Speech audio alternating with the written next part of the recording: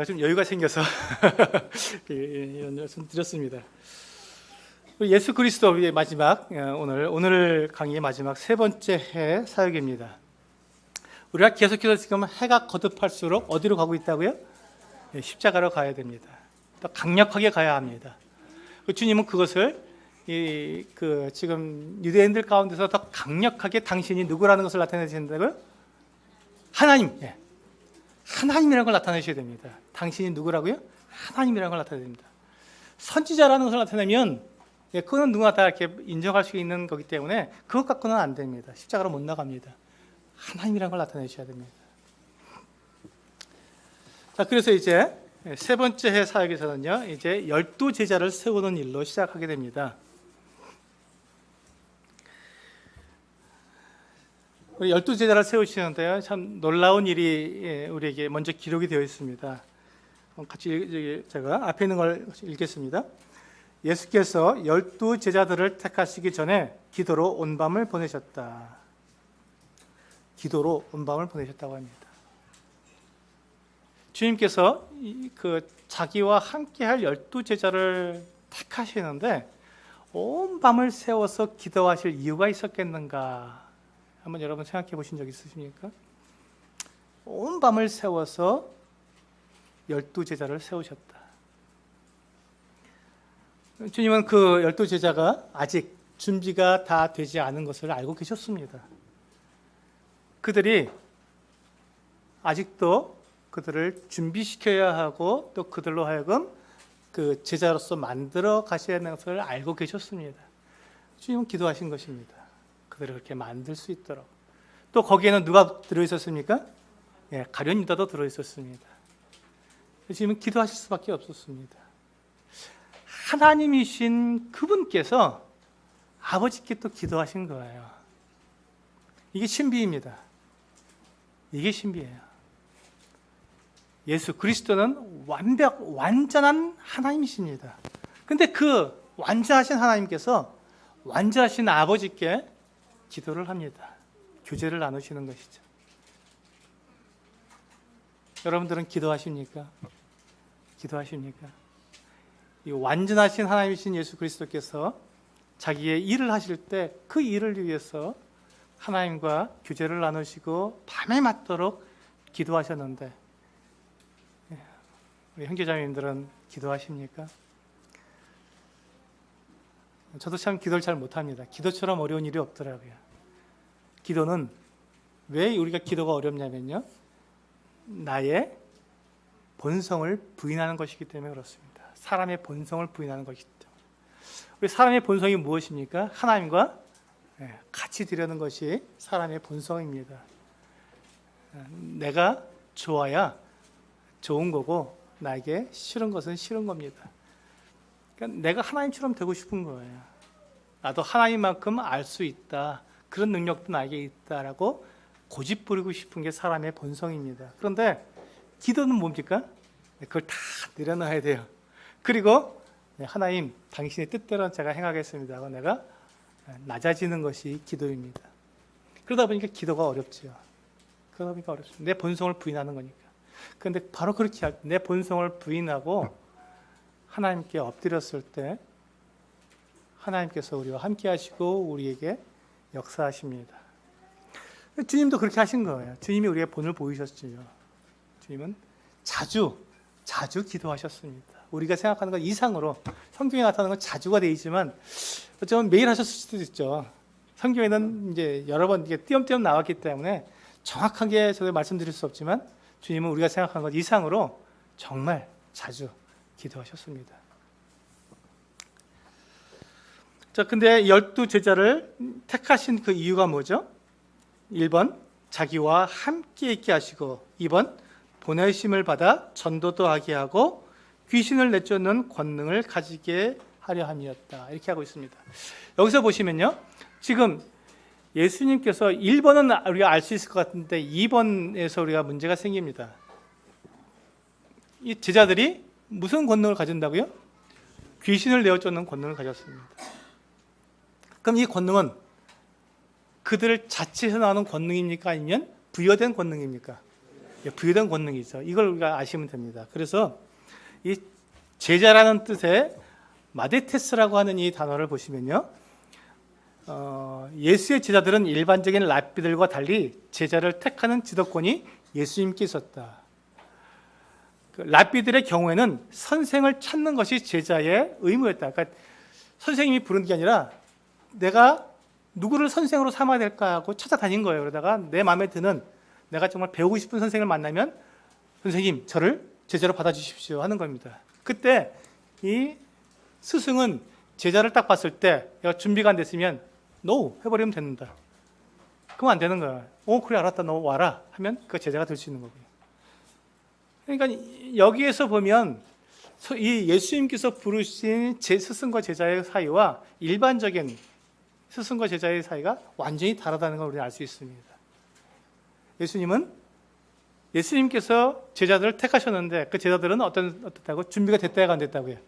안 왔다고요.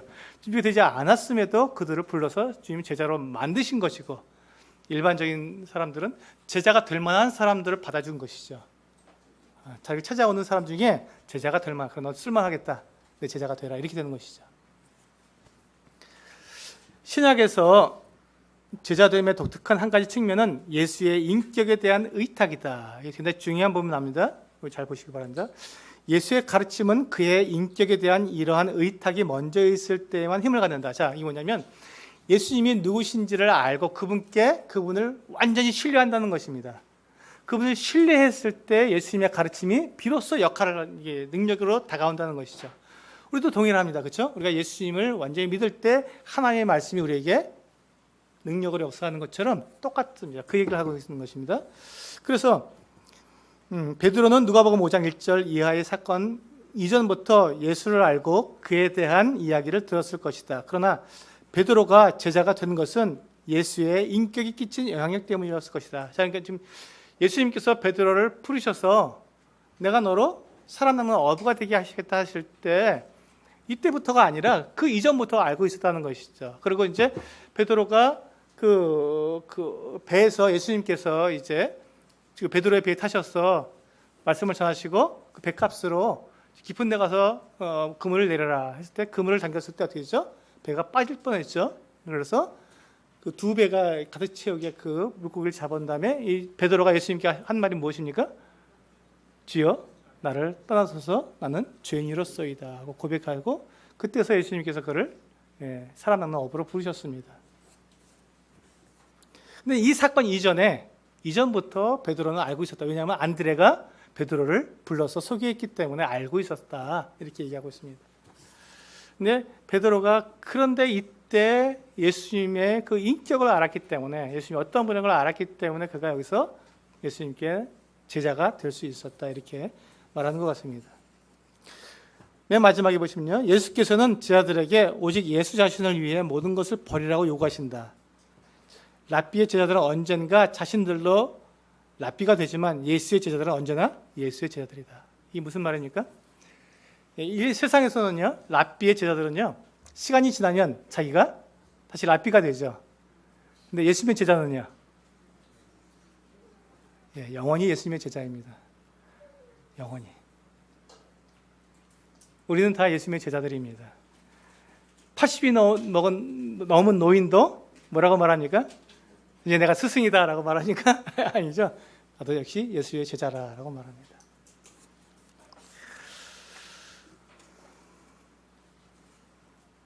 그래서 주님은 12제자를 부르셨는데요, 그들에게 권능을 주십니다. 자신의 같은 권능을 주시고 그들을 만들어서 그들로 하여금 이 귀신을 내어쫓는, 주님과 동등한 일을 하게 되는데 그 내용이 뒤에 또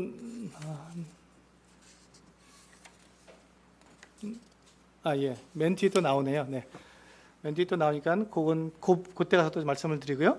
그래서 예수님께서 12제자를 택하셔서 그들에게도 주님과 동일한 권위를 주셔서 그 같은 제자들이 귀신을 내어쫓는 그 같은 일도 하게 하셨다는 것들을 우리가 볼 수 있습니다. 이제 계속해서 이제 넓혀져 가는 것이죠. 주님의 사역이 넓혀져 가고 예수님의 그 영향력이 예루살렘, 이스라엘 전체에 지금 퍼져나가고 있는 것입니다.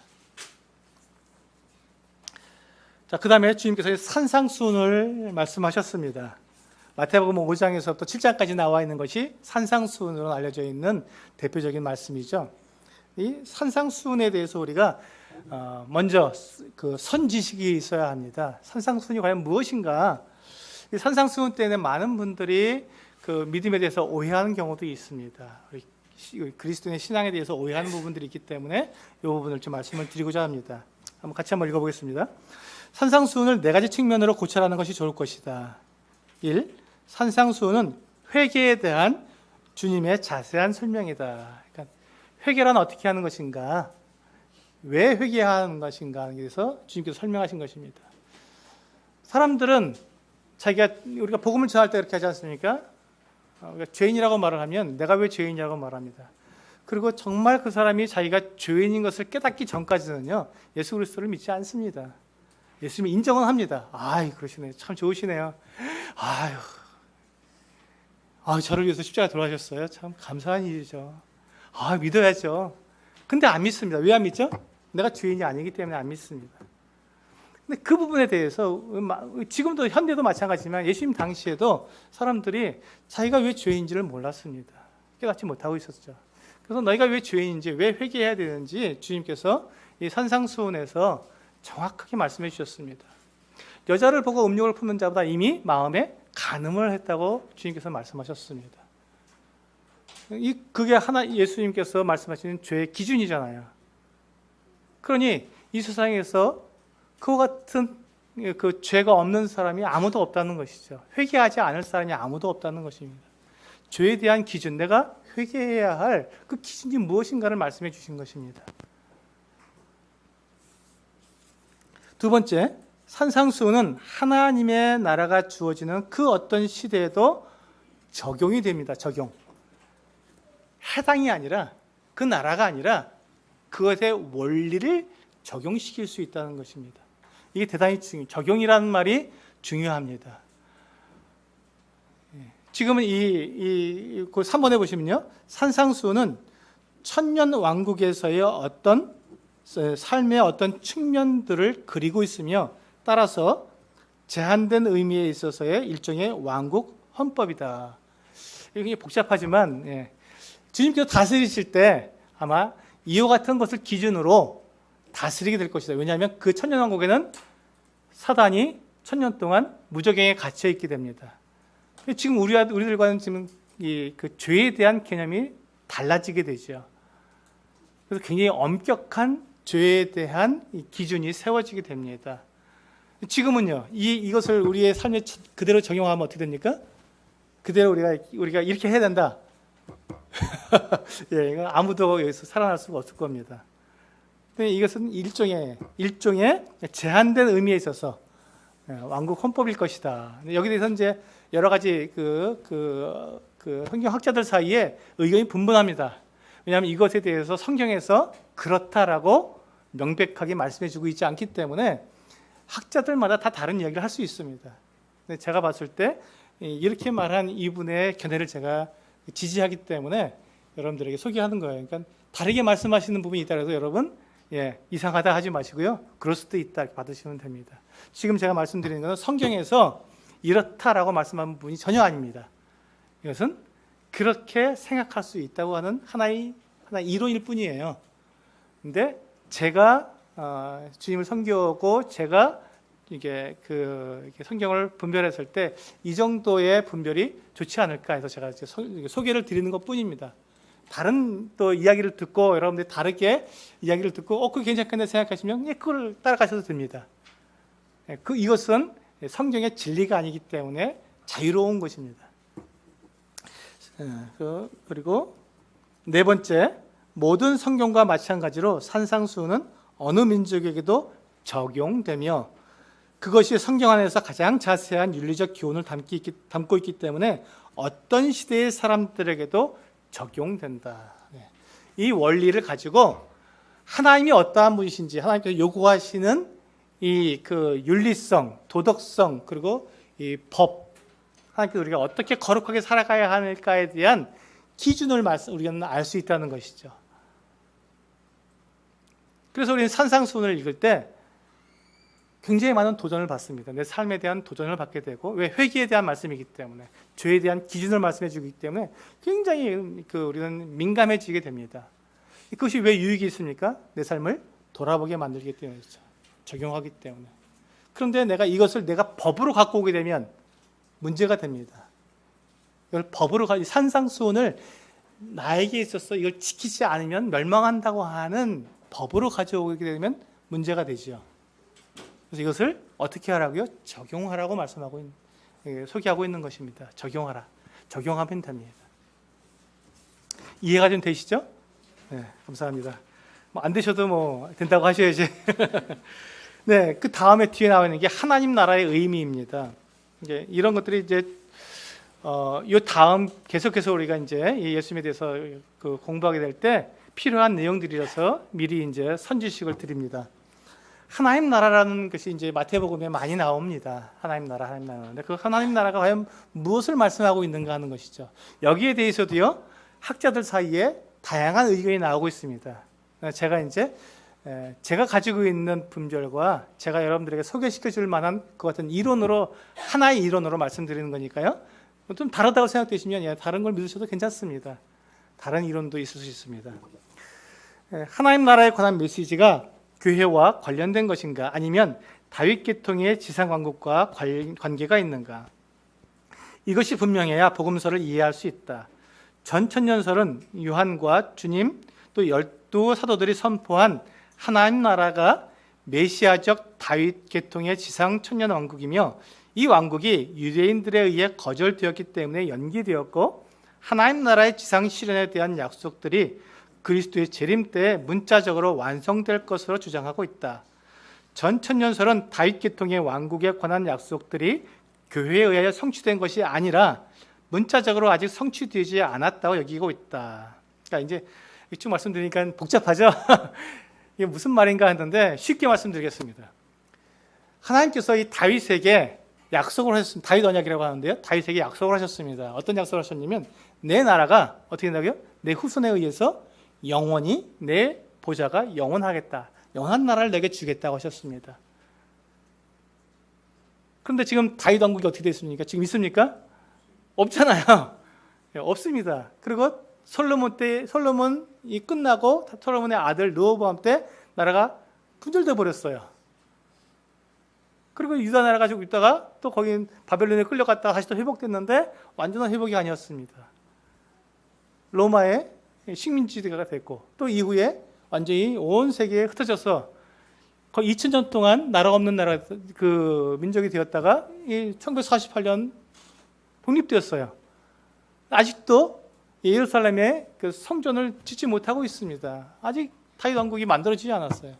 자, 이렇게 되어 있기 때문에 지금 하나님께서 이스라엘 백성들에게 약속하신 다윗의 왕위가, 다윗의 나라가 영원한 나라가 세워진다고 하신 그 약속이 지켜져야 되는데, 그 나라가 아직 안 이루어졌지 않습니까? 그래서 그 나라가 이제 예수님께서 이 땅에 재림하실 때 천년 왕국을 통해서 그것을 이루신다. 그 천년이라는 것이 그 영원에 대한 다른 말이기도 합니다. 천년 정도면 영원이라고 말할 수 있기 때문에, 그래서 영원이란 천년 왕국을 영원한 왕국 이렇게도 말을 합니다.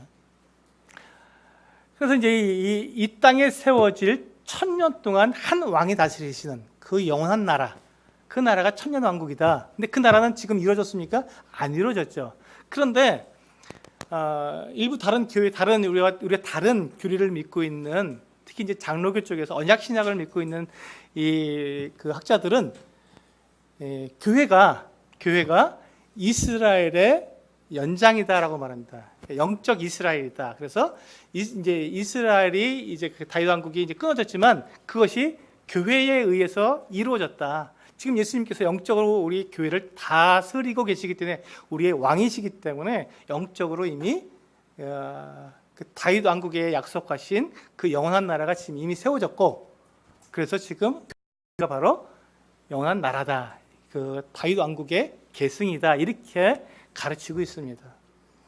이 부분에 대해서 이제 서로 다르기 때문에, 그러나 성경을 문자적으로, 제가 예언에 대한 부분도 구약 성경을 제가 문자적으로 해석해야 한다고 말씀드렸는데, 문자적으로 그렇게 해석을 해보면 이 교회가 이스라엘의 연장선이 될 수가 없다는 것입니다. 교회는 교회고 이스라엘은 이스라엘이고 또 이방인은 이방이다. 이렇게 나누어져 있는 것을 성경에서 그렇게 나누어서 다루고 있는 것을 보게 되죠. 만약에 지금 그 교회가 이스라엘의 연장이라면 지금 이스라엘이 독립했지 않습니까? 그럼 그 이스라엘은 뭐가 됩니까? 왜냐하면 그게 문제가 됩니다. 이스라엘 나라가 그때 이 1948년에 독립하기 전까지는 그것이 인정이 됐어요. 나라가 없으니까, 이스라엘 나라가 없었고 다 세계에 흩어져 있으니까 교회가 영적 이스라엘로 계승됐다라고 하는 것이 어느 정도 이렇게 영향력이 있었습니다. 인정이 됐었습니다. 그런데 1948년도에 독립이 됐어요. 이스라엘 나라가 세워져 버렸습니다. 그럼 그 이스라엘 나라는 뭐가 되는 것이냐? 그럼 교회는 없어져야 되지 않습니까? 다시 이스라엘이 세워졌으니까. 그래서 이스라엘은 이스라엘이고 교회는 교회고 또 이방인은 이방인이다. 이렇게 서로 나눠져 있습니다. 하나님 그렇게 서로 다르게 다루십니다. 그래서 이 하나님께서 다루시는 이 하나님의 나라는 지금 이스라엘 나라를 메시아가 다스려야 되는데 예수님께서 메시아로서 이스라엘에 오셨지 않습니까? 근데 그들이 예수님을 거절했습니다. 배척했습니다. 그래서 예수님께서 왕이 되지 못하시고 십자가 달려 죽으셨기 때문에 다시 왕으로 오시는 재림 때까지 연기되었다, 미루어졌다는 것이죠. 이 땅에 세워지지 못하고. 그래서 예수님께서 다시 오셔서 재림하셔서 천년왕국을 이루실 때 비로소 그때 하나님 나라가 이루어진다라고 지금 말씀하고 있는 게 그 내용입니다. 이해가 되시죠? 네, 감사합니다. 그래서 이 지금 산상수훈을 하실 때 바로 그 부분을 우리가 염두에 두시고 지금 예수님께서 말씀하시고 있는 이 권위 또 이 나라 이 같은 부분들의 그 내용이 이렇게 연기된 이 메시아 왕국에 대한 어떤 헌법과 같은 것이 아니냐 이렇게 말씀하시는 학자들도 있다 이렇게 제가 소개를 드렸습니다. 네, 그러면 이제 이 산상수훈과 하나님 나라에 대해서 이제 말씀을 드리겠습니다. 이 산상수훈을 그럼 우리가 하나님 나라의 어떤 그런 헌법이나 그런 기준으로 보게 된다면 이 산상수훈에서 우리가 봐야 할 이 왕국 시민의 특징들을 우리가 볼 수 있습니다. 하나님과 관련된 특징들이 있는데요. 하나님과 관련해서 4가지 특징이 요구된다. 이 시민들입니다. 시민들이 가져야 할 왕국의 메시아 왕국에서의 시민들은 어떠한 모습을 가지냐. 제가 지금 교회가 왕국이라고 말씀드렸습니까? 아니죠. 그렇기 때문에 우리는 어떻게 합니까? 그것을 그 원리를 가지고 어떻게 한다고요? 적용을 한다는 것입니다. 그 원리를 적용하는 것이죠. 우리가 왕국 시민이라고 말씀하시면 이때부터 이제 법이 되는 겁니다. 우리가 이 법을 안 지키면 우리는 죄인이 되는 것이죠. 그렇기 때문에 그것은 아니고요. 이 왕국의 법을 우리가 가지고 그 기준을 우리가 적용할 수 있다. 하나님은 이러한 분이시구나 하고 우리가 적용할 수 있는. 구약성경을 우리가 읽는 이유도 거기에 있습니다. 구약성경에서는 그 많은 율법들을 우리가 공부하는 모세오경을 공부하는 이유가 하나님의 기준이 무엇인가를 알기 위한 것이거든요. 하나님은 어떠한 분이신가 하는 것을 우리가 알 수 있도록 구약성경을 공부하는 것과 마찬가지라고 보면 됩니다. 그래서 하나님과 관련해 4가지 특징이 요구된다. 하나님 앞에서 자신의 무가치함에 대한 깨달음을 포함하는 심령의 가난함. 지금 팔복을 얘기하고 있는 것이죠. 팔복의 처음이 심령이 가난해야 한다. 그리고 심령이 가난한 상태에 대한 깨달음부터 오는 마음의 애통하는 자는 복이 있나니 온유함, 의에 줄이고 목마름이다. 이게 왕국 시민이 갖고 있는 특징입니다. 하나님 관련돼서.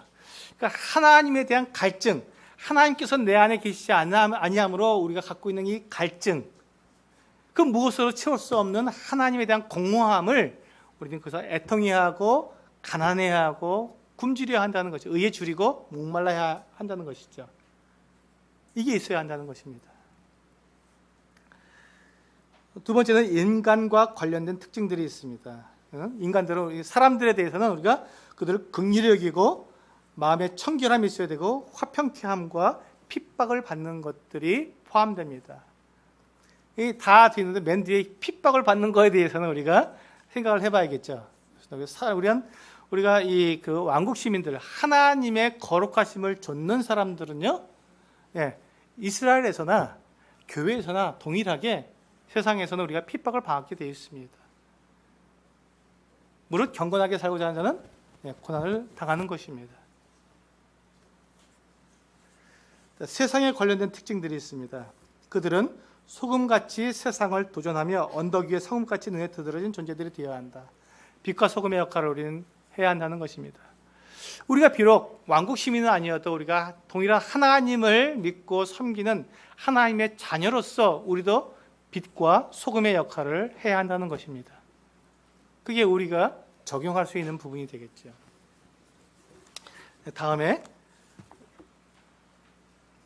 왕국 시민을 위한 법이 있습니다.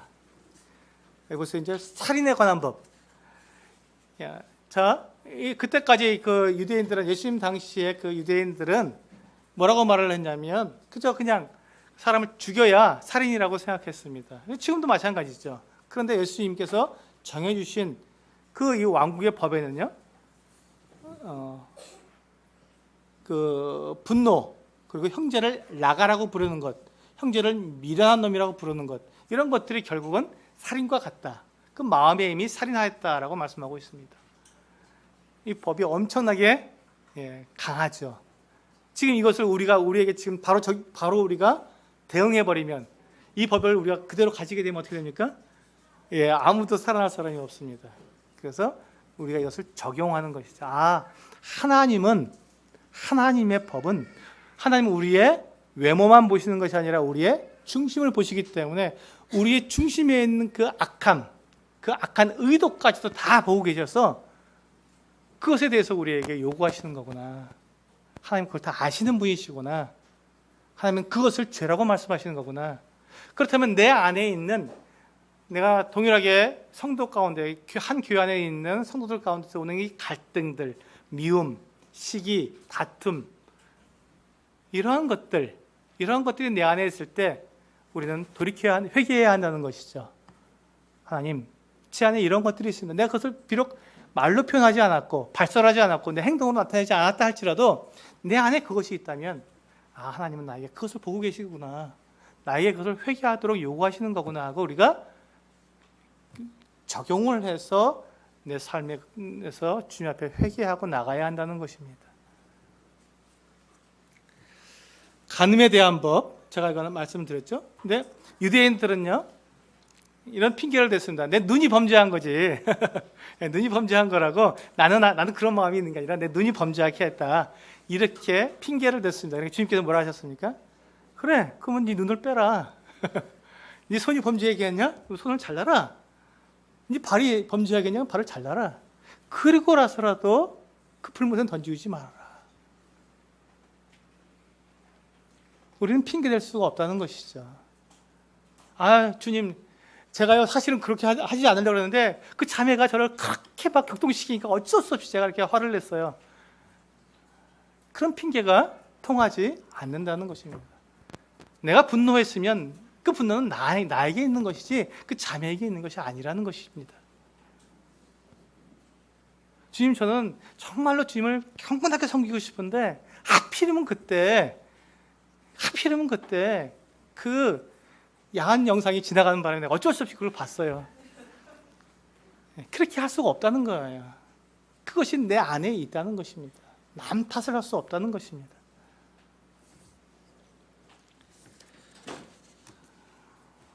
그 다음에 우리 왕국 시민을 위한 법에 기록되죠. 이혼에 관한 법입니다. 이게 굉장히 어려운 나왔습니다. 이혼에 대한 법.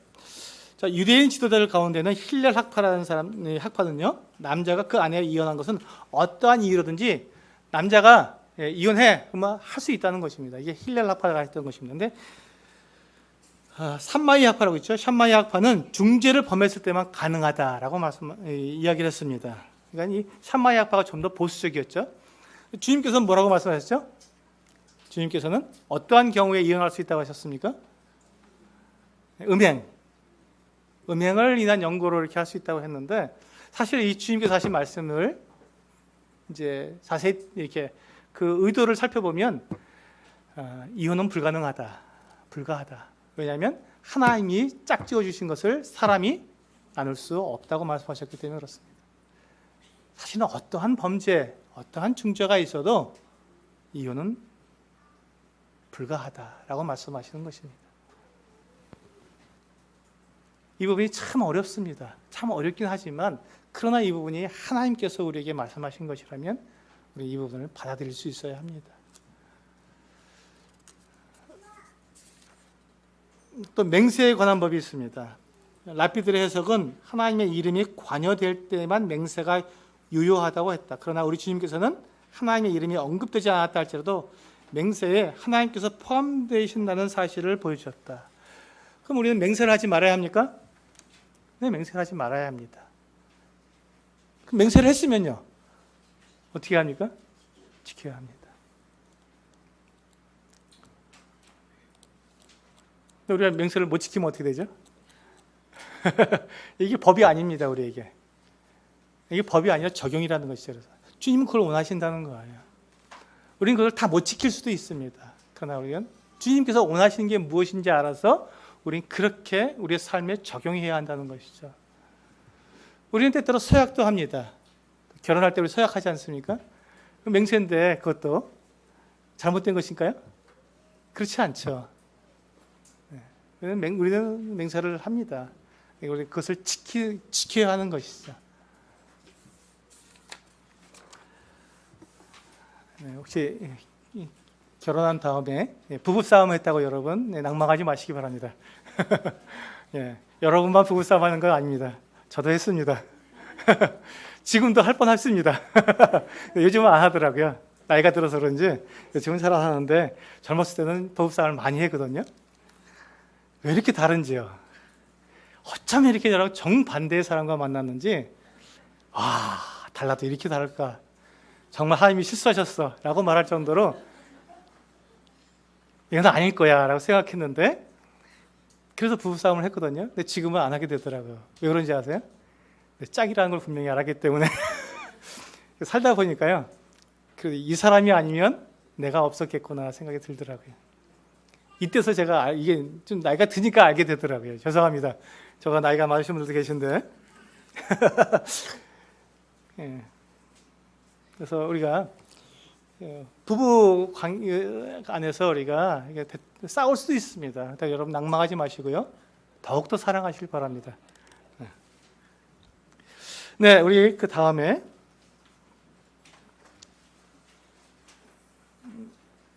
무정에 대한 법, 왕국 시민을 위한 법 중에서 무정에 관한 법이죠. 율법은 악은 악으로 갚을 수 있다고 말합니다. 눈은 눈으로, 이는 이로 이렇게 갚을 수 있다고 말을 했습니다. 근데 주님은 악에 대해서 대항하지 말라고 하셨고 오히려 그것을 넘어섰습니다. 원수를 친히 갚지 말라고 하셨죠. 원수 갚는 것은 누구에게 있다고요? 하나님께 있다고 합니다. 이게 우리의 믿음입니다. 원수를 내가 갚으면 내가 어떻게 갚을 수 있겠습니까? 하나님보다 더 잘 갚을 수 있겠습니까, 원수를? 아닙니다. 우리는 원수를 그렇게 갚을 수 없습니다. 우리는 원수를 너무 지나치게 갚을 수도 있고, 또 우리가 갚아야 할 만큼 원수를 못 갚을 수도 있습니다. 근데 하나님께 맡겨드리면 어떻게 됩니까? 정확하게 갚으십니다. 정확하게. 근데 우리는 그것을 하나님께 맡겨드리기 참 어려워하죠. 내가 갚아야 속이 후련합니다. 근데 하나님께 맡겨드리는 것이 가장 정확합니다. 하나님께서 친히 갚으시니까 하나님께 맡겨드리시면 우리는 뭘 합니까? 대신에 사랑하는 거죠. 원수를 사랑해야 합니다. 그래서 사랑에 관한 법이 나옵니다. 원수를 미워하는 것조차도 배제하고 있으며 모든 사람을 향하는 거룩한 사랑으로 대치하라. 원수를 사랑하라 라고 말씀하고 있습니다. 지금 제가 말씀드리는 게 뭐라고요? 왕국에 관한 법이라고요. 왕국 시민들을 위한 법입니다. 우리는 왕국 시민이라고요? 아니라는 것입니다. 그렇지만 우리는 그것을 적용할 수 있고 하나님의 기준을 알 수 있다는 것입니다. 이제 왕국 시민들은 어떻게 살아가는지 행위에 대해서 보겠습니다. 구제 행위. 구제는 어떻게 하라고요? 오른손이 하는 것을 왼손이 모르게 은밀하게 하라고 하는 것입니다. 왜 그렇습니까? 내가 영광을 받으니까, 하나님이 영광을 받으셔야 되는데 내가 영광을 받으니까 구제는 은밀하게 하십시오. 근데 구제를 하라는 겁니까? 하지 말라는 겁니까? 하라는 것입니다. 구제를 구제를 열심히 해야 합니다. 대신 나가 드러나지 않게끔 은밀히 하라는 것입니다. 근데 우리가 은밀히 구제를 하면 어떻게 됩니까? 동기가 생깁니까? 안 생깁니까? 안 생기죠. 내가 좀 드러나고 자랑해야 돼야 내가 이게 구제하고 싶은 동기가 부여가 되는데 주님은 그걸 막으신 거예요. 그거 아니다.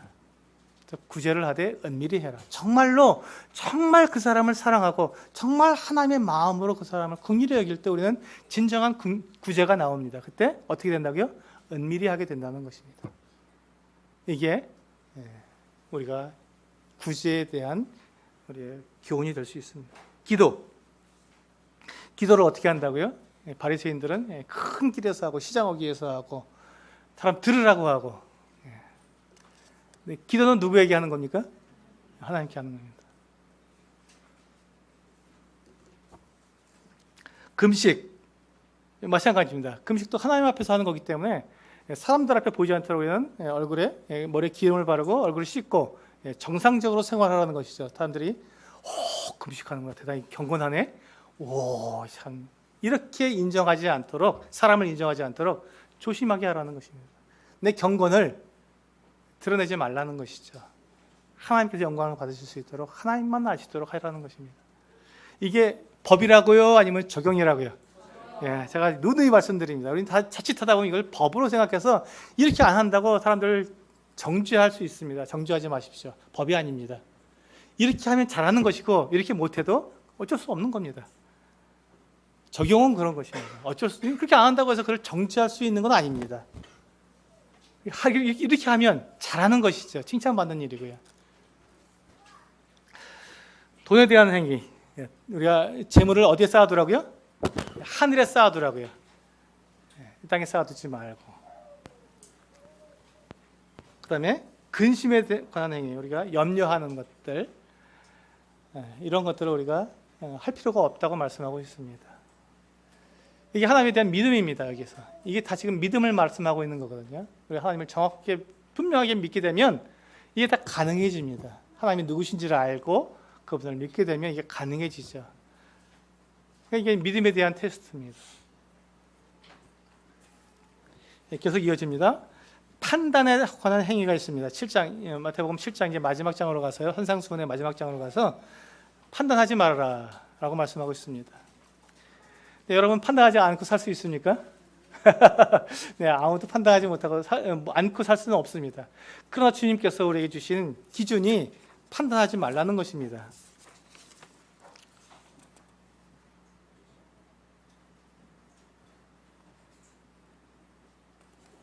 네. 이렇게 해서 우리가 이제 산상순에 대한 것부터 여기까지 다뤄보고요.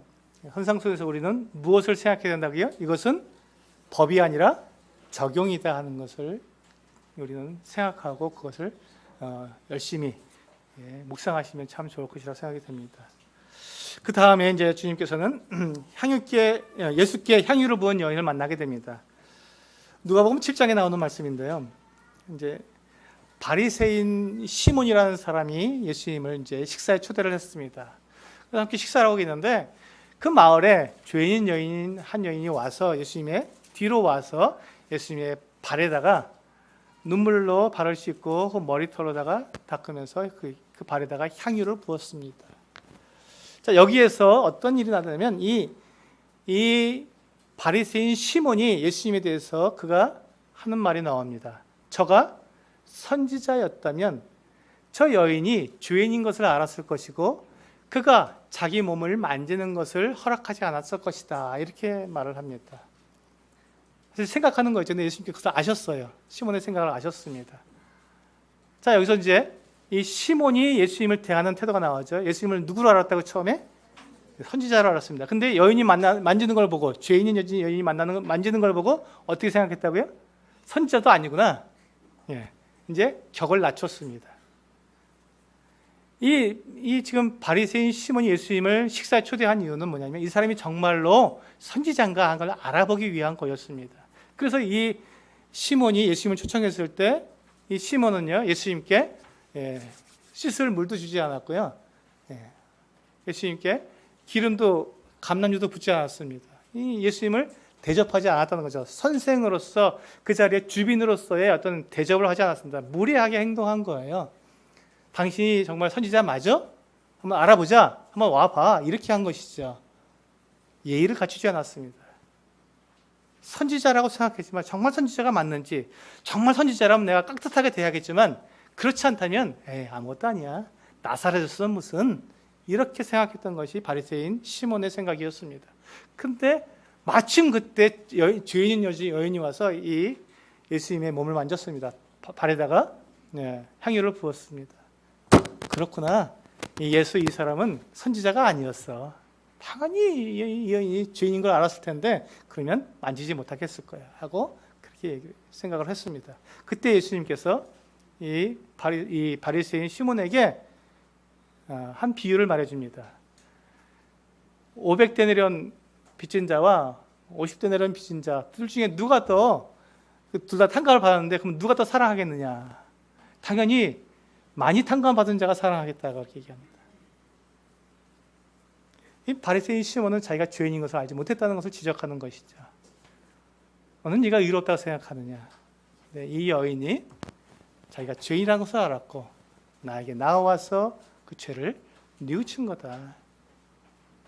이 여인이 그러니까 은혜를 입은 것이다 하고 이 여인에게 뭐라고 말합니까? 내 죄 사함을 받았느니라 하고 여인을 보냅니다.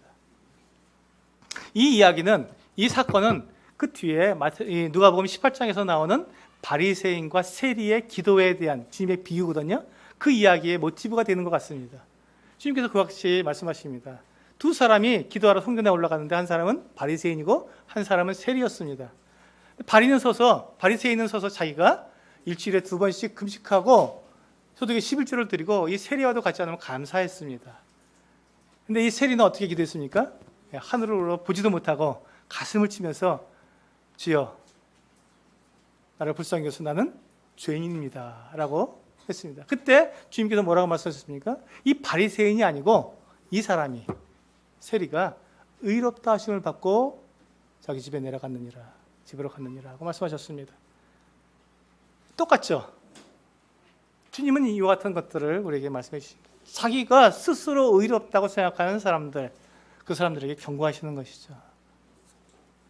주님이 이렇게 하시면서 어떻게 합니까? 점점 십자가로 나가시는 겁니다. 바리새인을 건드렸잖아요. 시몬아, 네 죄를 봐라. 넌 이 여인보다 더 못하다. 이 죄인 여자보다 더 못하다 하고 주님이 직격탄을 날리신 거예요. 이 시몬이 속이 어떻겠습니까? 속이 말이 아니죠. 내가 이 여인보다 더 못하다는 말인가? 죄인 여자보다 내가 더 못하다는 말인가? 하고 속이 말이 아니었을 것입니다. 그러면 이 여인이 어떻게 예수님께 나와서 이렇게 식사를 하시는데 발에 그 눈물로 발을 적시고 머리털로 씻으며 이 향유를 부을 수 있었는가? 여기 보시면, 이 그림에 보시면 이 부자들이 먹는 이렇게 식탁의 모습입니다. 잔치를 베풀었을 때 이렇게 한다고 합니다. 비스듬히 누웠죠. 길게 누웠습니다.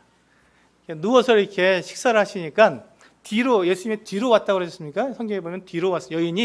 죄인 여인이 예수의 뒤로 왔습니다. 이렇게 삥 돌아서 이 뒤쪽으로 오게 되면 바로 만나는 게 발이죠. 예수님의 발을 만날 수 있습니다. 발에다가 여기에 회개의 눈물을 흘리고 머리털로 씻고 향유를 부을 수 있었습니다.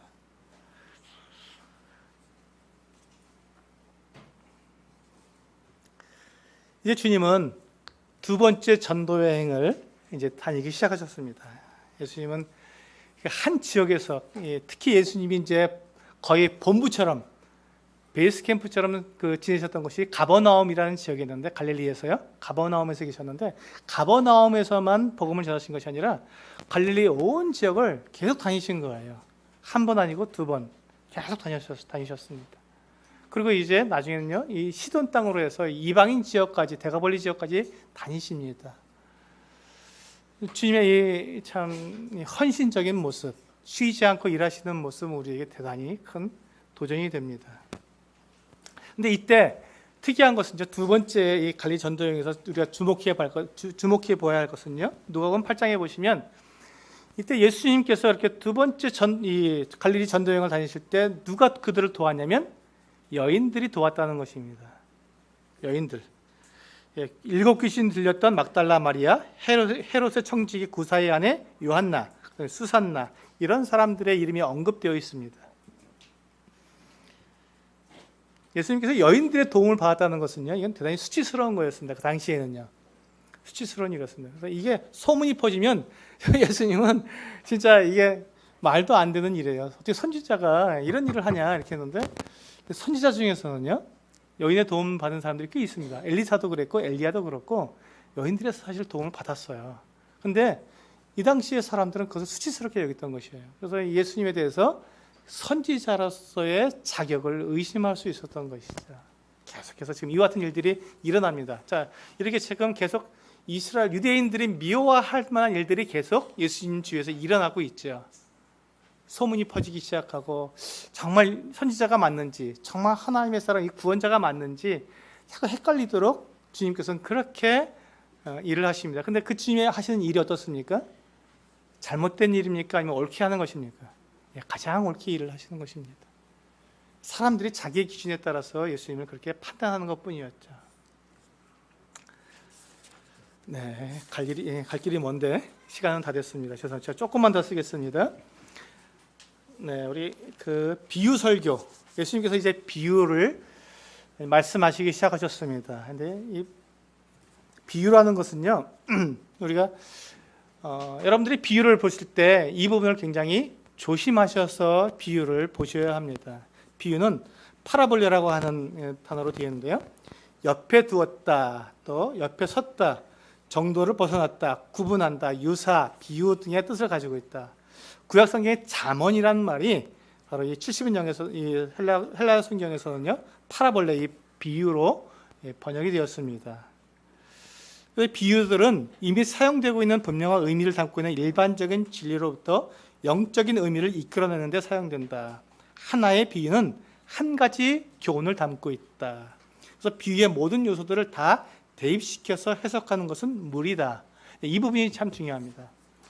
비유가 뭐냐면요, 비유는 우리가 다 알고 있는 내용을 가지고 영적인, 우리가 잘 이해가 안 되는 것들을 쉽게 설명해 주는 것을 말합니다. 제가 한 분에게 복음을 전할 때 이렇게 복음을 전했습니다. 우리가 예수님을 의지해야 하는 부분에 대해서 복음을 다 전하는데, 이분이 하나님을 믿으면 되지 왜 예수님을 믿어야 되냐 하는 얘기를 하더라고요. 그래서 제가 이런 비유를 했습니다. 그분이 이제 강아지를 키우더라고요. 만약에 지금 이 강아지를 이렇게 사랑하지 않습니까? 사랑한대요. 그럼 이 강아지하고 함께 식당에 가는데 남편이 운전을 하고 갑니다. 그럼 이 강아지는 누구에게 있어야 될까? 그러니까 제가 안고 가죠, 그러는 거예요. 그렇습니다. 자, 그러면 보세요. 그러면 이 강아지가 남편에 의해서 식당까지 가지요. 맞대요.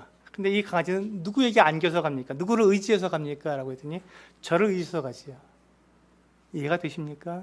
했더니 깜짝 놀라더라고요. 우리가 하나님께서 우리를 인도해 가시지만 나를 안아서, 나를 지켜서, 나와 함께 하나가 돼서 가시는 분은, 나를 인도해 가시는 분은 누구라고요?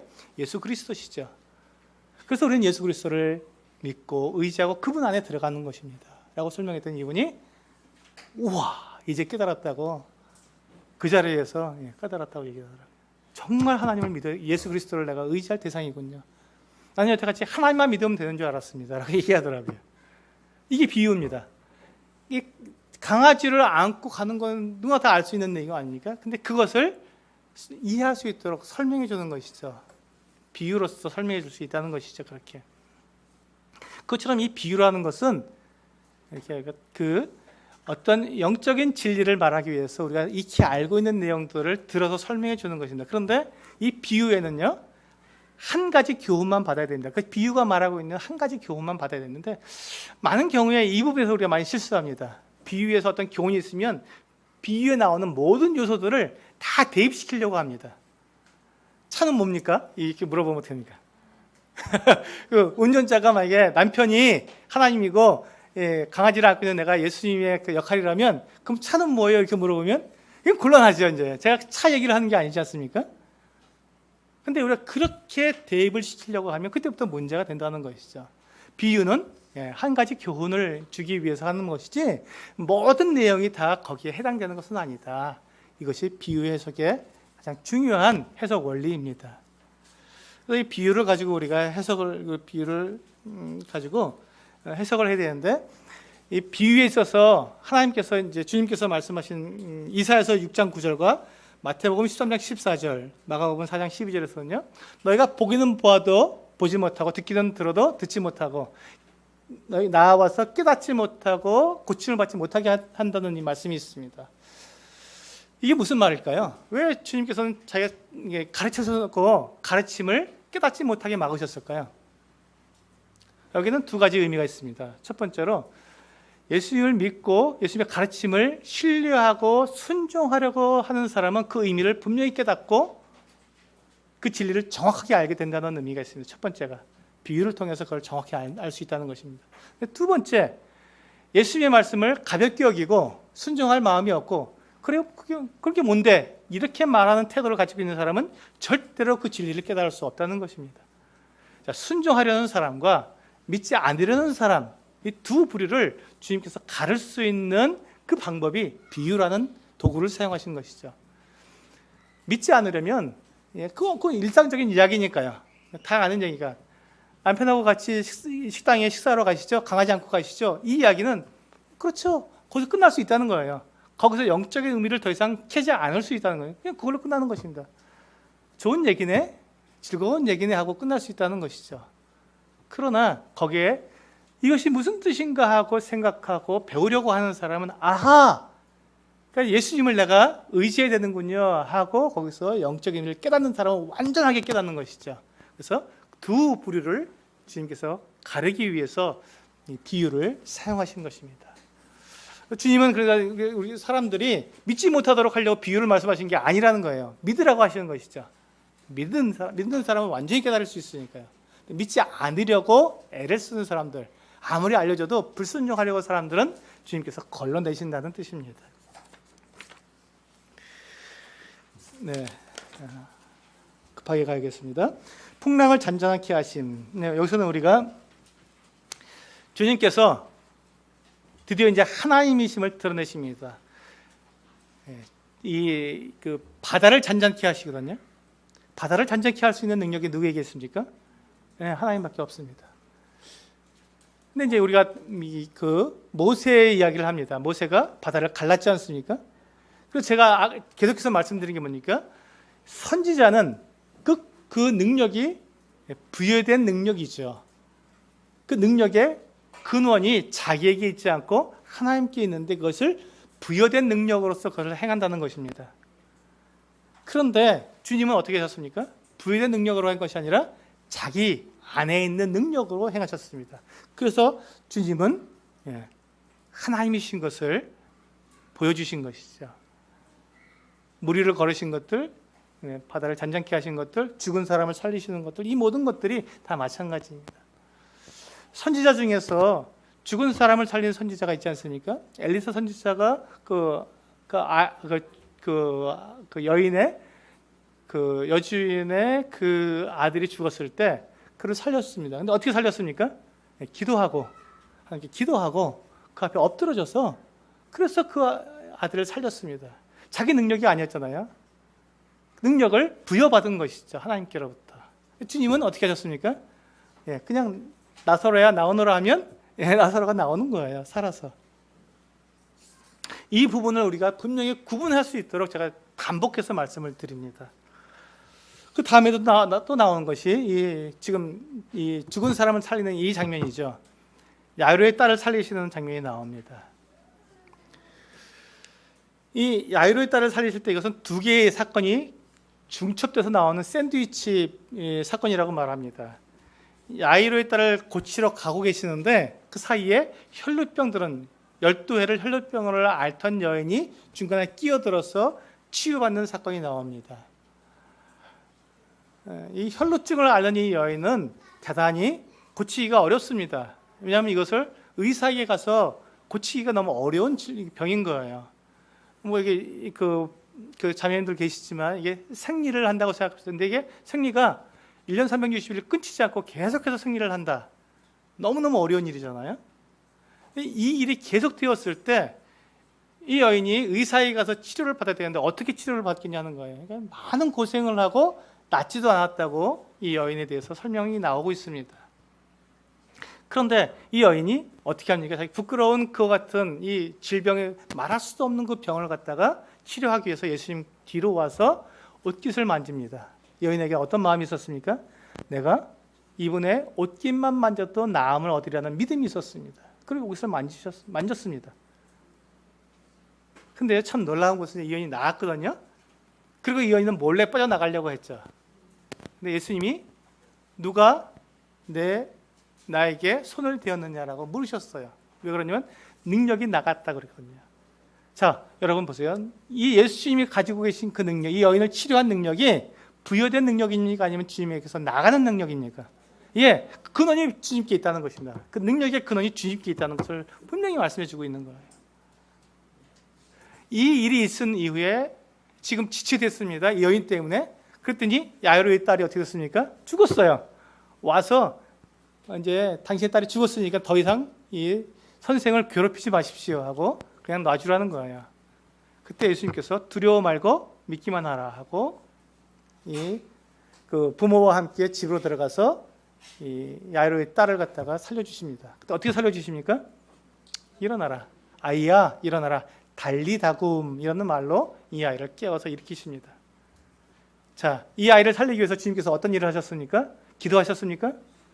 막 소리를 막 흔들고 막 어떤 일을 해서 했습니까? 아니, 명령하셨습니다. 왜? 예수님은 로고스입니다. 말씀이 육신이 되신 그분이십니다. 말씀으로 이 12살 난 아이를 살리신 거예요. 아이야, 일어나야지. 그래, 자 일어나. 깨우신 거예요.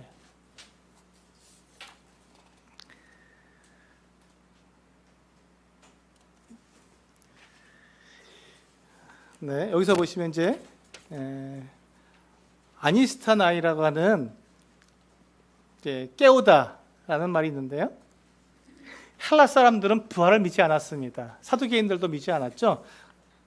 이제 그때 주님께서 이 야이로의 딸을 깨우시면서 이것이 어떤 그러니까 부여된 기적이 아니라요, 부여된 능력을 행해서 표적이 아니라 바로 예수님 자신이 메시아라는 것을 보여준 것이라는 것입니다. 능력으로. 제가 설명했기 때문에 넘어가겠습니다. 그리고 12제자를 파송하셨습니다. 아까는 이제 12제자를 세웠죠. 처음에. 세 번째 해 때 12제자를 세우셨는데 이제 이들을 갖다가 보내셨습니다. 근데 여기서 이제 우리가 그 제자들을 보냈다고 할 때 지금 요 단어가 우리 중요합니다. 요거만 보고 마치도록 하겠습니다. 침례 요한의 순교에도 있는데요. 요거만 보겠습니다. 보냄을 받은 사람이라는 뜻이 아포스톨로스, 우리가 사도라고 하는 말입니다. 영어로는 아포스톨이라고 하죠. 여기서 나온 단어입니다. 이 아포스톨로스라는 말은 보냄을 받은 사람, 사도라는 뜻이다. 근데 여기서 우리가 잘 봐야 할 것이 무엇이냐면요, 보냄을 받은 사람은 예를 들어 약혼이나 이혼이나 구입에 있어서 그를 보낸 사람을 대리하며 이러한 보냄과 위임에는 자신에게 위임된 사명에 대한 보냄을 받은 자의 절대적인 충성이 전제되어 있다. 따라서 보냄을 받은 자의 말은 그를 보낸 자의 말과 동일한 효력을 지니며 보냄을 받은 자의 명예나 수치는 곧 그를 보낸 자의 명예나 수치이다. 즉 보냄을 받은 자는 그를 보낸 자와 같은 존재인 것이다 라고 되어 있습니다. 우리가 그 사도라는 말을 우리가 생각했을 때 이게 굉장히 중요한 말입니다. 우리가 그래서 이제 그 사도행전에 나온 사도들이 왜 그렇게 큰 권위를 가지고 있냐면 보내신 자와 보냄을 받은 자가 동일한 권위를 가지고 있기 때문에 그렇습니다. 이 사도들은 누구에게 보냄을 받았습니까? 주님께 직접 그 보냄을 받았지 않습니까? 주님의 권위를 가지고 있었던 거예요. 주님의 권위를. 그래서 여기서 말씀한 것처럼 이들이 하는 말은 주님의 권위, 주님이 하시는 말씀이 되는 거고, 이들이 받는 모욕과 수치는 누가 받는 거예요? 주님이 그대로 받고 계신 거예요. 그러니까 이 사도들을 갖다가 괴롭히고 반대하는 것은 누구를 반대하는 것입니까? 주님을 반대하는 게 되는 것이죠. 사도들을. 그런 권위를 가지고 있는 것입니다. 그런데 주님은 지금 우리들을 보내고 계실까요? 안 보내고 계실까요?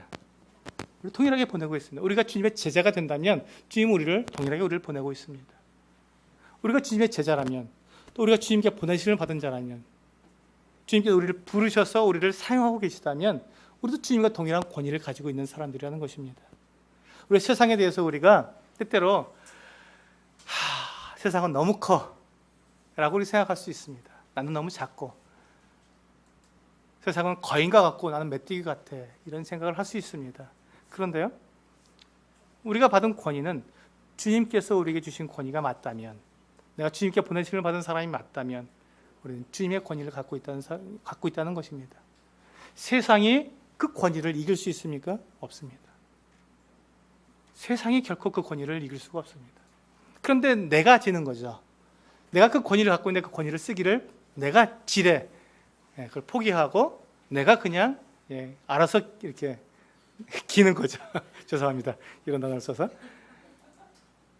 세상에게 우리가 그냥 겁먹어 버리는 거예요. 그런데요, 참 놀라운 것은요, 우리가 주님의 권위를 가지고 세상에게 나아가게 되면요, 세상은 우리 앞에 엎드러집니다. 세상은 결코 주님의 권위를 이길 수가 없습니다. 그리고 그 권위가 우리에게 동일하게 주어졌다면 우리는 세상을 이길 수 있습니다. 그래서 우리가 요한일서 5장에서 우리가 읽었지 않습니까? 세상을 이기는 승리는 이것이니 우리의 믿음이다. 예수 그리스도께서 하나님의 아들이심을 믿는 자가 믿는 자 위에 세상을 이긴 자가 누구리였죠? 그러니까 우리가 예수 그리스도 하나님의 아들로 믿고 그분이 우리에게 권위를 부여하셨다는 걸 우리가 믿고 있다면 세상을 이길 수 있다는 것입니다. 두려워하지 마십시오. 세상을. 우리는 세상을 이길 수 있습니다. 네, 침례요한에 대한 것은 다음번에 말씀을 드리도록 하겠습니다. 혹시 약속을 못 지키면 제게 말씀해 주세요. 9월 달에 여기까지 하고 잠깐 기도하고 마치도록 하겠습니다.